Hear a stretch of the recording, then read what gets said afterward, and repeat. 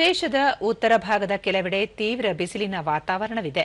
ಉತ್ತರ ಪ್ರದೇಶ, ಮಧ್ಯಪ್ರದೇಶ ಮತ್ತು ವಿದರ್ಭಗಳಲ್ಲಿ ತೀವ್ರ ಬಿಸಿಲಿನ ಝಳದಿಂದಾಗಿ ಸಾಮಾನ್ಯ ಜನಜೀವನ ತತ್ತರಿಸುವಂತಾಗಿದೆ.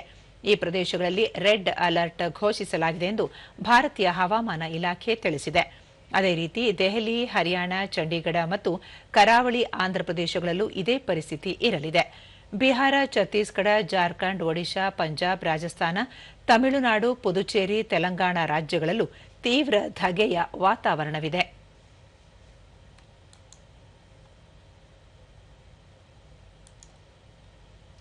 ಈ ಮಧ್ಯೆ ಉಪ ಹಿಮಾಲಯದ ಪಶ್ಚಿಮ ಬಂಗಾಳ ಮತ್ತು ಸಿಕ್ಕಿಂಗಳಲ್ಲಿ ಭಾರೀ ಮಳೆಯಾಗುವ ನಿರೀಕ್ಷೆ ಇದೆ.